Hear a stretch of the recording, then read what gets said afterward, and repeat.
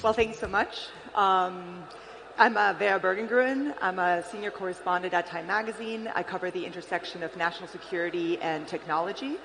And I just recently returned from Ukraine. I cover a lot of, we call it the chaos beat, a lot of kind of bad actors, whether it's domestic terrorism, whether it's foreign conflicts. And so, we've got two people here who have a lot of experience with that. They're both editors, so they're the people who often make the decisions about what gets covered, who they send where.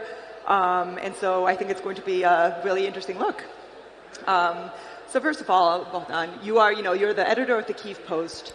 Obviously, there's been such an uptick in interest in the last 2 years into what's going on in Ukraine, increasingly for a global audience that really is desperate to understand what's going on, who wants minute-by-minute updates. And so I wanted to ask you a little bit about what the transition has been like from realizing that you have a much bigger, much more global audience and having to calibrate how you cover on the war. Okay, thanks for the question. Look, obviously war is a difficult time in which to produce journalism, but we're also living in an age of transition digitally, technically. The great switch from printed media, from internet to social media, now to AI. It's a huge challenge to combine all that, work in security factors for the staff. How do you produce a publication when there's no internet or no electricity, or your staff are single mothers with children that they have to take care of during bombing? It's a huge, daunting challenge. But with a dedicated staff, we've managed to do the transition to redeploy ourselves, to reinvent ourselves, and to move from printed media and even the standard site on a computer screen to the mini screen on a telephone that people are using each day. Where do people get their news from now? From their telephone, from the social media. Social media can be accurate, it can be very distorted, it can be very biased. So you're competing all the time with those who want to score a point, to score a political point, to share disinformation, with trying to get objective information across during wartime, to engage people, because you need the readership, and at the same time to be attractive and not boring. You don't want to just be reporting about death, casualties, bombing, boys and girls dying at the front, children being kidnapped, etc. You've got to try and find a formula that also finds something positive, something inspiring, something that motivates people like you out here. Because, there's Ukraine fatigue, there's war fatigue. How long can you keep reading the same old stories or listening to Zelensky appeal for more support? I'll stop there. No, it's true. And keeping the world's attention on a story when there's so much else going on, of course. And Ricardo, so for you, you are doing this for a domestic audience. Yeah. You're doing this for a television network in Portugal. Can you tell us a little bit about how you think about this when obviously it's different covering a war in Ukraine, which is on the continent, covering a war in the Middle East, which is happening right now. Can you tell us a little bit about how you think about that and what you think your audience needs to know?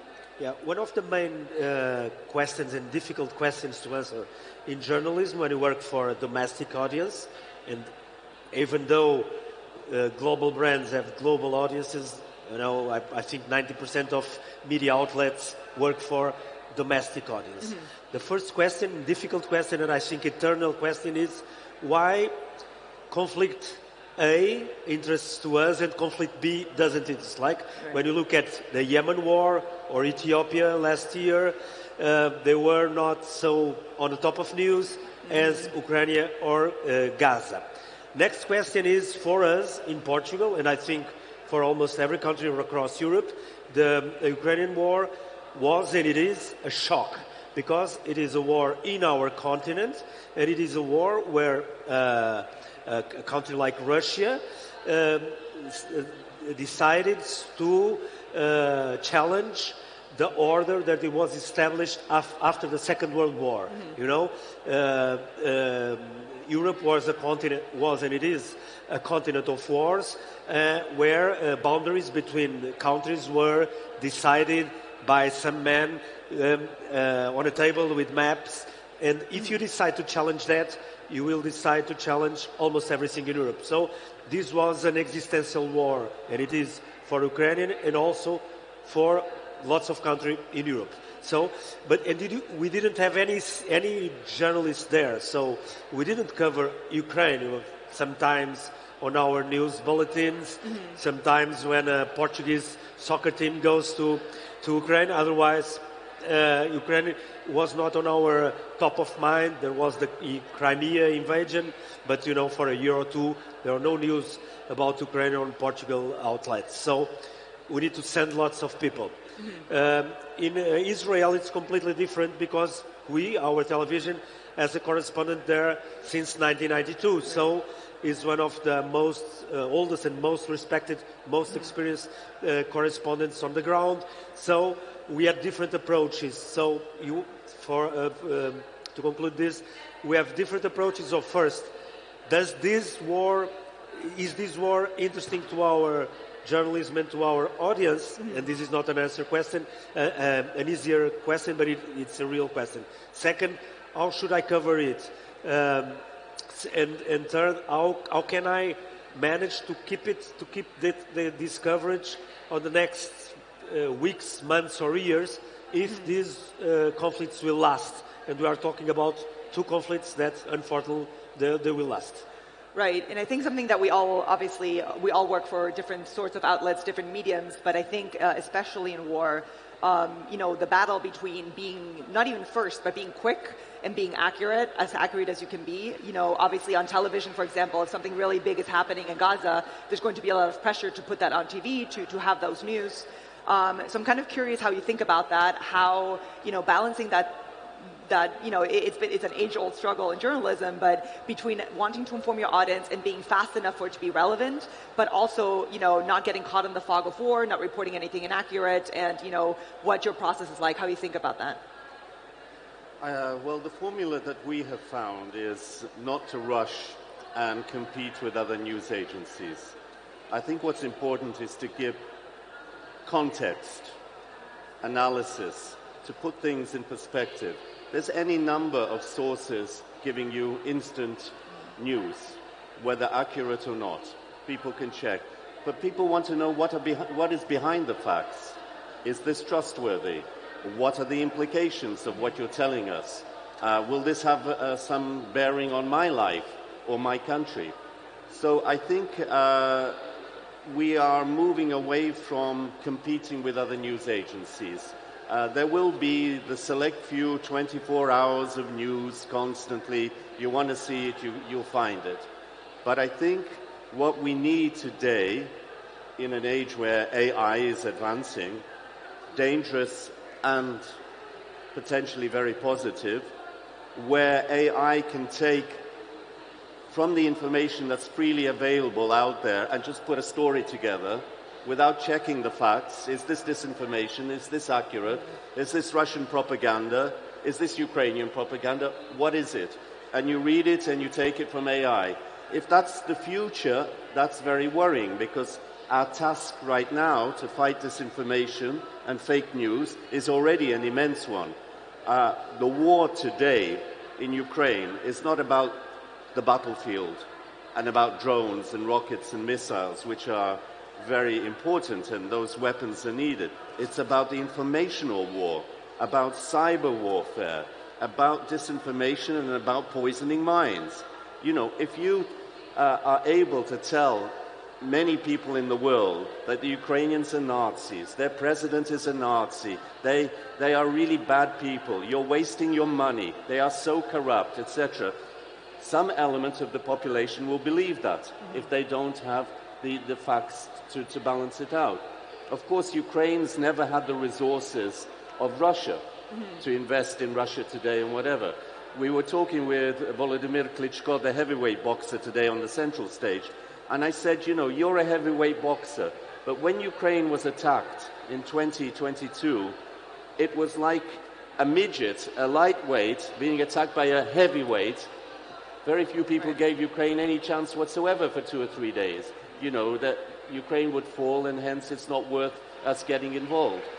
But I think ultimately, the media, the responsible media in each country, whether it's through their op-eds or their feature articles with analysis, they should set the scene, provide the context, leave it up to readers to decide, but provide objectively the pros and cons and the facts as they are. Right, and I think one of the interesting things that I found about Ukraine's approach, which was almost like the country itself, the government, was taking a page out of journalism, out of media, because when I spoke with them at the beginning of the war, a lot of the people that were putting out the information, they were saying, we have a fact-checking team. We are letting, as best as we can, not a single piece of misinformation, not misattributing something, not showing a photo that's been doctored, because then we're the same as Russia, and we need to make sure there's a very clear line between us and Russia, between us and these people. If I could just add, I'm sorry to interrupt, No. but look, it's very important right now to get your sources right, accurate, the veracity to be checked. I welcome my colleague from Time. They've just had a major story feature on Zelensky. They quote an unnamed source from the presidential administration. But that caused such a fuss in Ukraine because the message sent was that many of the people are ready to sort of give up, they're tired, etc. And it's Zelensky's own personal fight now. I think you have to be super, super responsible now. If you name somebody, then name them. Don't just say an unnamed, well-informed source. That could be anybody. And I think the criteria that are applied to us in Kyiv should apply to Western journalists. And my final point, as a gripe, is that many of the journalists that come from the West, democratic countries, particularly American stations, they come as journalistic tourists. They come, they put on their helmet, their flak jacket, they stand with a microphone, say, I'm in Kyiv, I'm reporting at shells are exploding, etc. They go back to their five-star hotel and they go back to America. They've done Ukraine. But the real heroes are the people on the front lines, the AFP journalist that was killed, and many others who stay and report the facts, even if the facts are ugly and unpleasant, as opposed to this kind of, journalistic war journalism, which is important because Ukraine wants the message out in the main outlets, but on the other hand, it doesn't want it to be manipulated. Yeah. That's important, and that's why I was talking before, that if you have a war in Sudan, almost nobody is talking about that. Yemen is a horrible war, a horrible conflict in Yemen. You had lots of problems in Ethiopia last year, and you don't have that in the news. So the importance of being there, it exists, even though there are differences between the journalism. The thing is, when we say not to rush, yes, I think that's the main idea in the newsroom where I work. The thing is, sometimes facts get they are really fast. Look at what happened in this Israel-Hamas war. When there was this missile or rocket in the hospital 2 weeks ago or 3 weeks ago, the news went so fast that Joe Biden was flying to Israel, and he was intended to meet the King of Jordan, the high responsible for all other Arab leaders from Egypt and so on. And he had to cancel everything because the news spread was so fast. Then when the truth, and we don't know really what was the truth, but it was a little bit different, but it was too late. So even with all these decisions, sometimes we cannot control. So I think the real thing is, and I was this morning here on this same stage talking about a different thing, it is not so different. Slow journalism and fast journalism. The thing is, all the journalism today is produced and consumed through technology. Mm-hmm. So the technology has a huge impact on the way we produce news and on the way all the people that we work for, people that listen to us, watch to us or read us, they also do that through technology. Mm-hmm. And some technology has impact on the speed. Okay, now you can have live footage from Gaza, real live footage on real time. 15 years ago, it was difficult to have only with huge cars and huge satellites. So now anybody with internet and a mobile phone can be live and can give you a footage of live images from anywhere in Israel or on Gaza to a media outlet in the United States. And this is new, okay? So what is the main challenge for us? We cannot say we're not going live with any kind of image, okay? We need to trust on sources like international agencies. If these images are coming from AP, Associated Press, from Reuters, from France Press, okay, or from CNN or Sky News or so on, we can believe these are, or maybe Al Jazeera, these are from independent or from journalists, okay? That's the main thing. But then we need to know how can we do that? Should we go live with these images or should we wait a little bit? Sometimes we go live. If something is happening, like it was that night at the hospital, everybody went live. The thing is, after or at the same time, we need to have people working on what's happening. What are they saying? What are the both sides saying? And maybe a few hours later or next day, you need to have maybe I don't call it slow journalism, only 24 hours, but more in-depth article or footage saying, no, this is different. Source A says this, but the other side says that. And there was very good journalism on that. I saw it on many international news outlets and in Portugal also saying, like Al Jazeera was live when the rocket was there, then we have a different image from this angle, and through this map we can say that the hospital was there, so this was this or this or not. We don't have 100% certain, but we can say that maybe this is probably this and not that.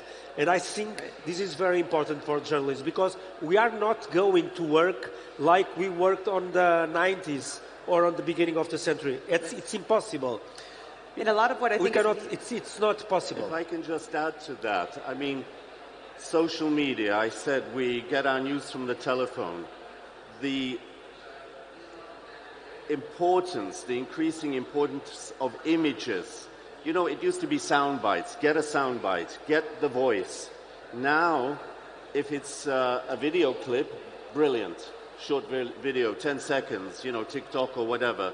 But if you can get a powerful image, and the problem here is, as you've indicated, people rush to publish these images, which form impressions, shape attitudes, and it's very difficult later ex post facto to undo the damage or the misconceptions that are created. Right, and especially, you need to have different speeds and different paces at the newsroom. Yeah. Okay? We have a fact-checking show on free-to-air television or television every Monday night where we look for the stories that run on social media in Portugal, both for internal affairs and some international affairs. And we do it every week on Monday night. Huge audience at for prime time for 30 minutes or 25 minutes saying, okay, you saw this video was not true, this was, or you have, you don't know if this video or that video is the truth, that this one is that. So that story, we cannot have a certain, we cannot say exactly what's happening, and it's a way, we need to have ways of explaining things. But I think that the idea that we can have coverage like we had on the 80s or the 90s, it's not exactly true. No, sometimes we can. Right. Sometimes we can. You can have, if you are a big outlet, sometimes you can have 10 or 15 or, 5 or 6 journalists on the ground. Sometimes some working for a 24 hours news channel. Others. But the biggest problem is a lot of the verification, right? I think now, we're a conference about technology and AI. I mean, deep fakes, videos, the power of videos and images is such a problem. But I think the only way to fight this information through AI is to to go with the international tools, okay? I think we need to rely on the big agencies, Associated Press, Reuters, France Press, and so on cooperation between countries, because it's impossible for Portuguese media outlets we are going to create our own tool of verifying videos. It's impossible.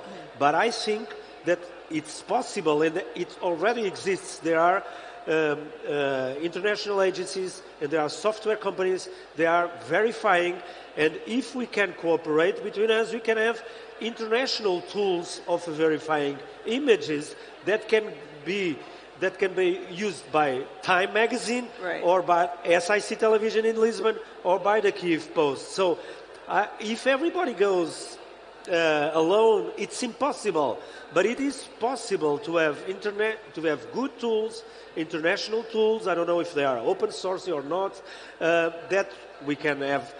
We can pay, of course, like we pay for an international agency. And you know that this video from Gaza, it's verified. This video, it's not verified. This is accurate. I think that's the way. We're talking about, an international landscape. Where you have a kind of oligopoly of big tech companies. So we need to find the right tools to fight on this new landscape. Right. I mean, I think we have them. You've got very strong visual forensics teams now in a lot of news organizations. A lot of this was pioneered in Ukraine from having to really use satellite images, cell phone data, open source intelligence.